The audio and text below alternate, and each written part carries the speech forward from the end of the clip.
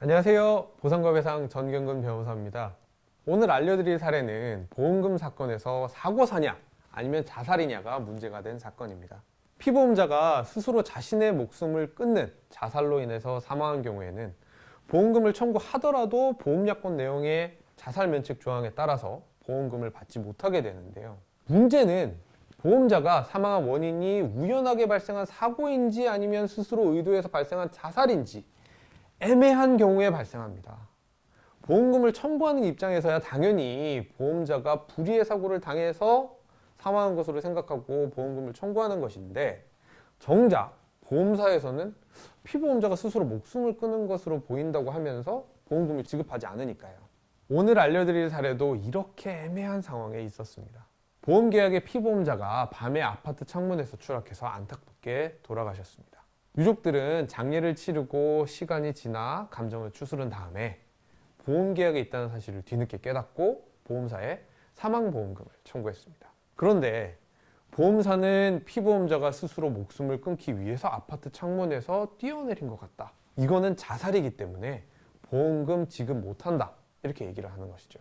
유족들은 도대체 이게 자살이라고 하는 이유가 뭐냐 이렇게 따지게 됐죠. 그러자 보험사는 이런저런 이유를 댔습니다. 보험자가 옛날에 우울증도 있었죠. 사망 직전에 싸움도 했죠. 경찰 조사도 타살이 아니라고 나왔고, 결국 홧김에 창문에서 뛰어내린 상황이니까 사망 원인이 자살이라고 하는 겁니다. 유족들은 보험사의 이런 설명을 듣고 억울할 수밖에 없었습니다. 아니, 가족이 사망한 것도 슬픈데 보험금 청구했더니 돌아가신 원인이 자살이라고 하면서 보험금 못 준다고 하니까요.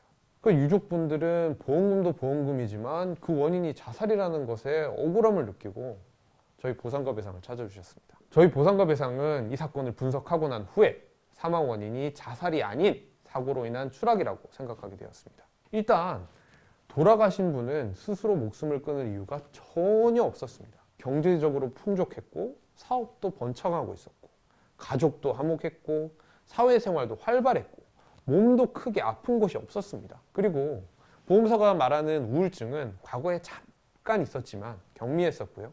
또 치료까지 받아서 완치 판정까지 받았습니다. 게다가 사고 직전에 했다는 싸움? 그거 해봐야 가족 사이에 약간의 말다툼 수준이고요. 그 이외에 유서 같은 자살을 암시하는 서류도 전혀 없었습니다. 경찰 조사에서 타살이 아니라는 것은 제3자의 행위가 없다는 의미이기 때문에 타살이 아니면 자살이 될 수도 있지만 또 사고사도 될 수 있는 것이었습니다. 그리고 여기서 문제는 사고 현장의 창문인데요. 창문의 크기는 큰데요, 높이는 낮아서 자칫 잘못하면 이게 추락할 수도 있는 모양이었습니다. 창문이 이 성인 허리 높이보다도 낮았고요. 사고 직전에 또 약간의 술도 마셨고, 이런 것까지 감안하면 바람을 쐬기 위해서 창문을 우연하게 열었다가 중심을 잃고 밖으로 추락했을 가능성이 매우 높아 보였습니다. 소송 과정에서 위와 같이 사고로 인한 추락의 가능성을 구체적인 자료와 함께 하나하나 주장을 했고요.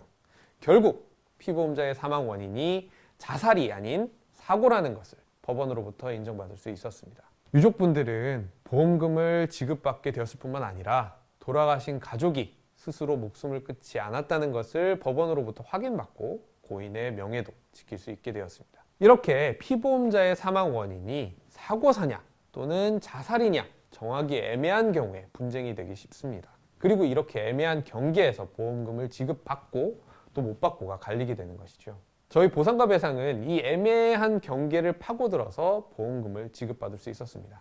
오늘 알려드린 내용과 유사한 내용으로 고민하시는 분들은 카톡으로 보상과 배상 검색하시거나 네이버에 보상과 배상 검색하셔서 문의해 주시면 됩니다. 오늘 영상은 여기까지입니다. 다음 영상에서 뵙겠습니다. 감사합니다.